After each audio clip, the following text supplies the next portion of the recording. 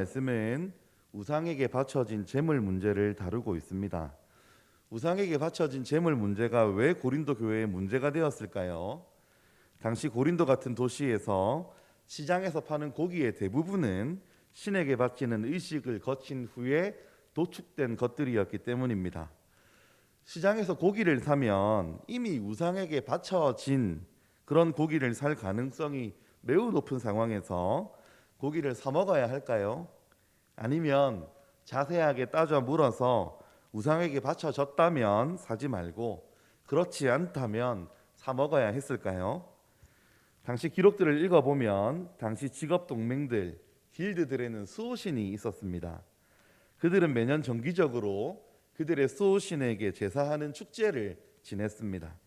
그때 길드에 속한 모든 사람과 가족들이 축제에 참여하면서 그 신전에서 먹고 마십니다. 길드의 축제에 참여하는 것은 그들의 직업을 유지하는데 굉장히 중요했기 때문에 빠지기가 어려웠습니다. 또 당시 서민들은 요즘처럼 고기 먹을 기회가 그렇게 흔한 것이 아니어서 그런 축제에 참여해서 고기를 먹는 건 엄청난 유혹이었습니다.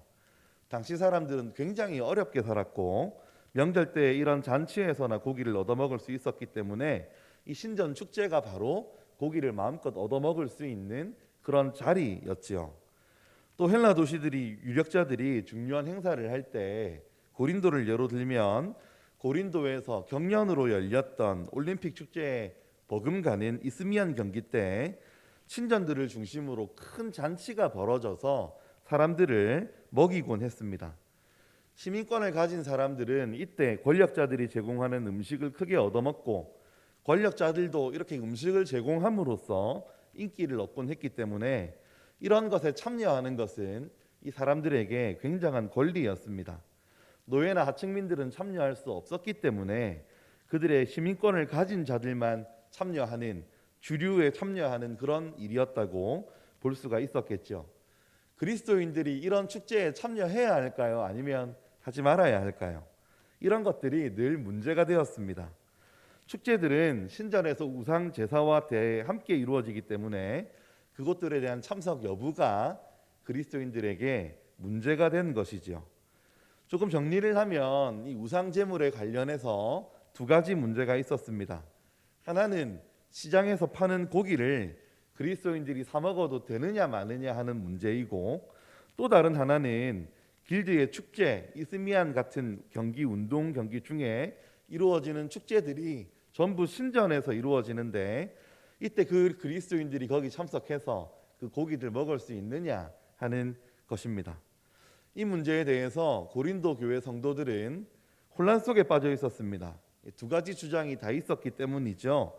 지식을 가졌다고 주장하는 사람들은 그런 것 마음껏 참여해도 괜찮고 시장에서 고기 얼마든지 사 먹어도 된다고 하는 자유를 주장했습니다. 그들이 가지고 있는 지식은 오직 하나님만이 유일하신 신이라고 하는 그런 지식이었습니다. 하나님만이 유일하신 신이기 때문에 이방 사람들이 신이라고 주장하는 건 이건 우상에 불과한 것이니까 아무런 힘도 효력도 없는 것이고 돌 조각이나 나무 조각에 불과한 것이고 그들은 실체가 없는 것이기 때문에 이방인들이 그렇게 제사하는 것 아무런 문제가 없고 의미도 없고 그리스도인들은 그런 것 마음껏 먹어도 아무 상관이 없다고 하는 그런 주장이었던 것이죠. 이런 지식에 근거해서 완전한 자유를 주장했습니다. 반면 거기에 반해서 이 약한 자들이라고 불리는 자들이 있었습니다. 과거에 우상 숭배를 했던 경험이 있는 사람들, 이제 기독교로 개종한 지 얼마 되지 않아서 항상 그 우상을 신으로 섬기던 그 관행으로부터 자유를 얻지 못한 사람들, 기독교 신앙에 대한 성숙한 이해가 없는 사람들이 있었습니다. 약한 자들이라고 불렸습니다.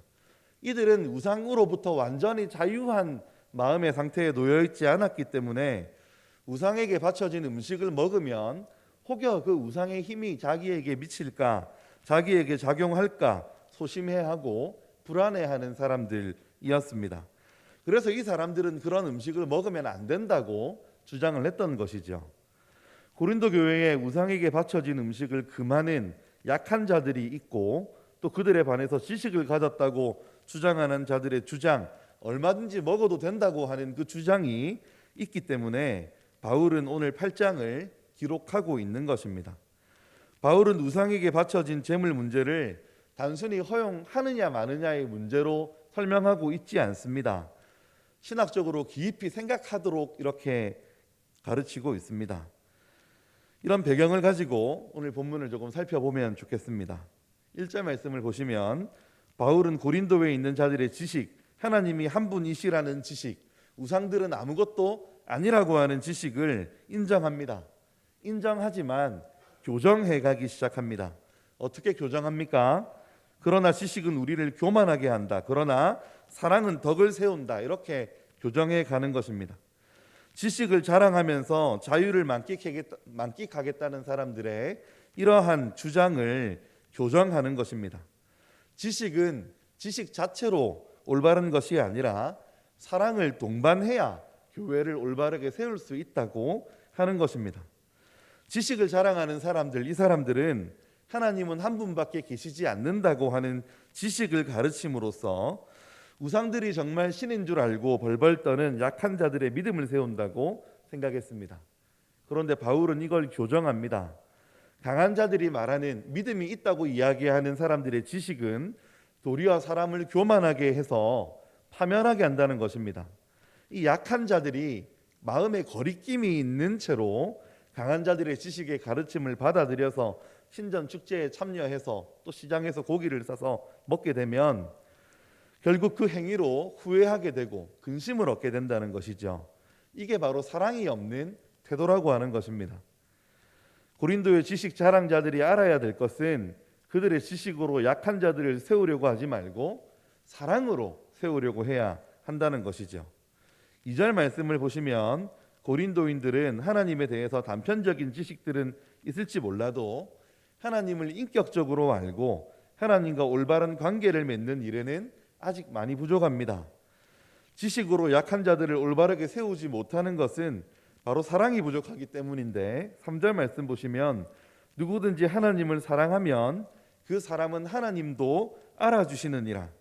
하나님에 대한 진정한 지식은 머리에 있는 것이 아니라 하나님을 사랑하고 하나님으로부터 사랑을 받는 그런 관계에 있는 것을 의미합니다. 바울은 여기서 우상에게 바쳐진 제물을 먹는 문제는 고린도 사람들을 교만하게 만드는 고린도 지식파의 것과 같은 인간 중심적인 지식이 아니라 사랑의 중심의 원리로 풀어야 함을 지금 말하고 있는 것입니다. 4절에서 바울은 고린도 지식파의 주장을 다시 인용하고 5절과 6절에서 그걸 부연해서 설명하고 있습니다. 왜 바울이 6절에서 이렇게 정확한 지식에 대해서 길게 설명하고 있겠습니까? 지식파에게는 무엇을 뜻하고 또 약한 자들에게 뭘 뜻하겠습니까? 약한 자들에게는 그들이 가져야 할 지식에 대하여 일깨워 주는 것이라고 할 수 있겠습니다. 지금 이 약한 자들은 지식이 부족합니다. 기독교 신앙에 대해서 더욱 성숙한 이해가 필요합니다. 다른 사람들에게는 신들도 주들도 많이 있지만 오직 예수를 믿는 우리에게는 한 하나님, 한 주밖에 없다는 것을 이 약한 자들에게 일깨워 주고 있는 것입니다. 또 이 설명은 강한 자들에게 뭘 뜻합니까? 6절 말씀 중간에 우리도 그를 위하여 있고 라고 말씀함으로써 우리가 하나님의 영광을 위하여 존재한다는 것을 강조한 것입니다. 오늘 본문의 맥락에서 우상에게 바쳐진 음식을 먹기로 결정하든지 아니면 먹지 않기로 결정하든지 이것을 하나님의 영광을 위한 관점으로 이렇게 결정해야 된다는 가르침입니다. 지금 지식을 가졌다고 하는 강한 자들은 자신들의 지식을 가졌다고 뽐내고 있지만 이 지식으로 하나님의 영광을 위한 행동을 해야 된다는 것을 잊고 있다는 것입니다. 지식으로 하나님의 영광을 위한 행동을 하는 것이 아니라 우월감을 가지고 자신의 지식을 자랑하는 기회로 삼고 있다고 하는 것입니다. 그래서 바울은 6절에서 그들에게 한 하나님을 믿는다는 것은 우리의 존재의 목적이 하나님의 영광을 위한 것임을 이렇게 상기시킵니다. 7절 말씀을 보시면 바울은 4절에서 6절까지 설명한 하나님에 대한 지식이 모든 자들에게 있는 것은 아니라고 말씀하고 있습니다. 우상에게 바쳐진 제물이 실제로 종교적인, 영적인 어떤 의미가 있다고 보는 사람들, 약한 자들, 신앙에 대한 지식이 부족한 사람들, 소심하고 초조해하고 근심하는 자들이 있다 하는 것입니다. 우상의 제물을 먹는 것은 이 사람들의 양심에 상당한 거리낌이 됩니다. 이 사람들은 실제로 우상이 있다고 생각해 왔으니까요. 이 사람들은 우상이 있다고 생각하고 그들에게 절하고 우상을 숭배해 왔다가 이제 기독교 신앙을 가진 지 얼마 되지 않은 사람들이니까요. 그래서 이 사람들은 이 지식을 지금 당장 받아들여서 우상에 대한 제물을 먹게 되면 실체 있는 우상에게 바쳐진 것으로 먹는다고 생각해서 그들의 약한 양심이 더러워진다는 것입니다. 이게 약한 자들의 문제였습니다. 오늘 본문을 읽어보면 바울이 대체로 약한 자들을 위해서 강한 자들을 나무라는 형식을 취하고 있는데, 바울은 이 강한 자들만 나무라는 것이 아니라 약한 자들을 교육하기도 합니다. 하나님에 대한 올바른 지식이 필요하다고 이야기하고 있다는 것입니다. 이 사람들은 기독교 신앙에 대한 더 깊은 지식을 터득해야 되고, 또 이 기독교 신앙이 가져다주는 자유를 누릴 수 있도록 성숙해져야 합니다. 8절 말씀을 보시면 음식은 우리를 하나님 앞에 내세우지 못하나니 이렇게 말씀합니다. 지식파들, 이 강한 사람들의 주장처럼 보입니다.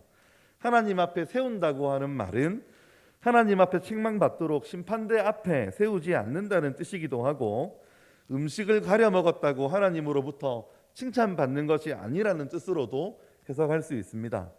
결국 음식은 가려도 그만이고 안 가려도 그만이라는 것입니다. 강한 자들의 구호도 맞지만 먹는다고 해도 더 잘 사는 것도 아니라고 말하고 그 반대도 성립함을 말하고 있습니다.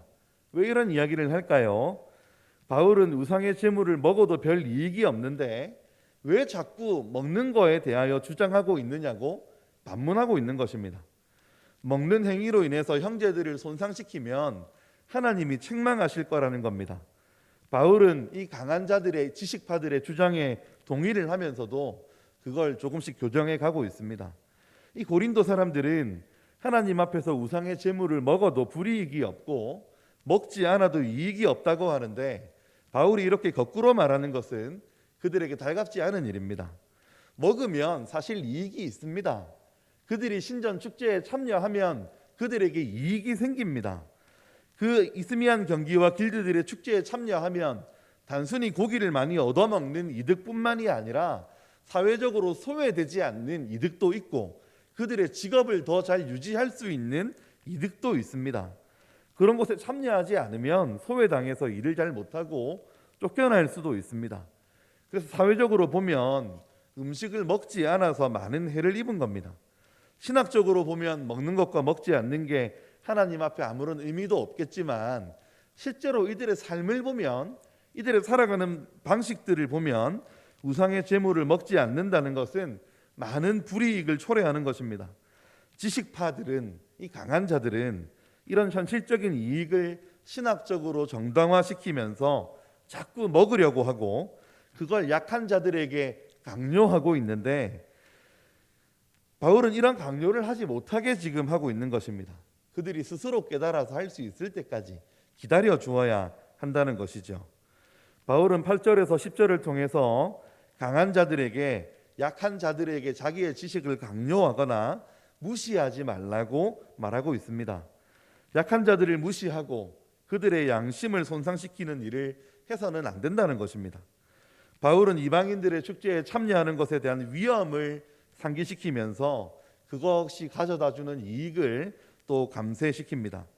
우상숭배의 위험에 비하면 사회적 소외가 가져오는 손해는 별것 아니라는 겁니다. 9절 말씀입니다. 지식파 또는 강한 자들의 우상의 제물을 먹을 수 있는 권리가, 이 또 자유가 약한 자들에게 걸림돌이 되어서는 안 됩니다. 이것이 바로 형제 사랑의 원칙입니다. 권리라는 말은 1차적으로 자유를 뜻합니다. 그리고 2차적으로 길드에 소속되어 있다든지 이스미안 경기 때 사회적 인정을 받는 자들이 초대되는데 그런 권세를 말하기도 합니다. 지식파는 상대적으로 상류층입니다. 이 사람들은 자유와 권리를 주장하면서 사회적으로도 그 권세를 과시하는 사람들입니다. 이들이 이런 권세로 자유롭게 먹을 수 있는데 그걸 함부로 행사하다가 약한 자들에게 걸림돌이 될 것을 조심하라고 말하고 있습니다. 10절 말씀에서 부연해서 설명합니다. 약한 자들은 아직 마음에 강한 자들의 이 지식을 완전히 받아들일 준비가 되지 않았습니다. 신앙이 약해서 기독교 교리에 대한 지식과 이 지식이 온전히 내 마음속에 다 통합되지 않아서 하나님은 한 분이니까 우상들이 아무것도 아니라고 하는 주장을 들었더라도 당장 우상을 보면 거기에 무언가 있는 것 같고 두려운 마음이 드는 약한 자들입니다. 이들에게 지식파가 우상의 신전에서 행해지는 축제 등에 참여해서 고기나 음식들을 먹는 모범을 보이면서 자꾸 우리를 따라 먹어도 괜찮다고 강요하는 것은 그 사람들의 양심을, 신앙을 세우는 것이 아니라 도리어 파멸하는 것임을 우리 말하고 있다는 것입니다. 그렇게 되면 어떻게 되겠습니까? 11절 말씀 한번 함께 읽어볼까요? 시작. 그러면 내 지식으로 그 믿음이 약한 자가 멸망하나니 그는 그리스도께서 위하여 죽으신 형제라. 아멘. 지식이 있는 자가 억지로 자기의 지식대로 따라하게 만들면 그들의 신앙을 파괴하고 멸망시킬 수 있습니다. 멸망할 수 있는 그 연약한 자들이 바로 그리스도께서 위하여 죽으신 형제임을 바울은 강조합니다. 12절은 그 형제들에게 죄를 짓는 것은 그를 위하여 죽으신 그리스도께 죄를 짓는 것임을 강조하고 있습니다. 따라서 바울은 13절에서 음식이 형제를 실족하게 한다면 영원히 고기를 먹지 아니하여 형제를 실족하게 하지 않겠다고 합니다. 옳고 그름이 중요한 것이 아니라 그 형제 실족하는 것이 더 중요하다는 것입니다. 사랑하는 성도 여러분, 오늘 말씀을 잘 기억하시기를 바랍니다. 물론 우리에게 지식이 중요합니다. 그 지식으로 그러나 형제를 상하게 한다면 과연 주님이 기뻐하시겠습니까? 무엇이 옳고 그른 것을 분명하게 구분하는 것은 너무 중요한 일입니다. 그러나 그 중요한 것으로 형제들의 영혼을 파멸시키면 그것이 중요한 일이겠습니까? 이런 것도 모르느냐고, 아직 그런 것도 모르느냐고, 그렇게 믿음이 없냐고 말하는 그 순간에 내가 그 사람보다 신앙이 우월하고 지식이 우월하고 더 많이 안다고 우쭐해질지는 몰라도 그 형제를 위하여 죽으신 그리스도께 죄를 지을 수 있음을 우리는 알아야 합니다. 교회는 지식의 원리가 주장하는 곳이 아니라 사랑의 원리가 주장하는 곳이 되어야 합니다. 우리는 이런 가르침을 예수님도 우리에게 하셨다는 사실을 기억해야 합니다. 마태복음 18장 6절에서 7절 말씀을 읽어드리겠습니다. 누구든지 나를 믿는 이 작은 자 중 하나를 실족하게 하면 차라리 연자 맷돌이 그 목에 달려서 깊은 바다에 빠뜨려지는 것이 나으니라. 실족하게 하는 일들이 있음으로 말미암아 세상에 화가 있도다. 실족하게 하는 일이 없을 수는 없으나 실족하게 하는 그 사람에게는 화가 있도다. 사랑하는 성도 여러분, 우리의 마음을 지배하는 것이 우리가 가진 지식이 아니라 사랑이 되기를 기대합니다. 어떠한 옳고 그름도 사랑의 원리 아래에서, 배려의 원리 아래에서, 기다려줌의 원리 아래에서 실행되어야 합니다. 우리의 바른 지식에서 오는 자유를 우리가 얼마든지 누릴 수 있지만 형제 사랑의 원리에서 자제해야 될 것은 자제해야 될 것입니다. 우리 구주 예수께서 우리를 옳고 그름의 잣대로 대하지 않으셨다는 사실을 우리가 깊이 생각해 보아야 할 것입니다. 주님이 가지고 계신 옳고 그름의 지식으로 주님이 그 자유를 다 사용하셨다면 예수님께서 이 땅에 오셨겠습니까? 우리를 위하여 이 땅에 오시고 우리를 사랑하셔서 우리를 위하여 사시고 십자가 지시고 다시 살아나신 것이 올바른 지식대로라면 온당한 것입니까? 죄를 지은 자는 벌을 받아야 마땅하고 멸망해야 마땅하지만 그리스도께서는 우리를 사랑하심으로 이 땅에 오시고 우리를 위하여 죽으셨습니다. 우리 구주의 모범을 따르는 사랑의 원칙을 따라 형제를 대하는 모든 성도님들이 되기를 주님의 이름으로 축복합니다. 기도하겠습니다.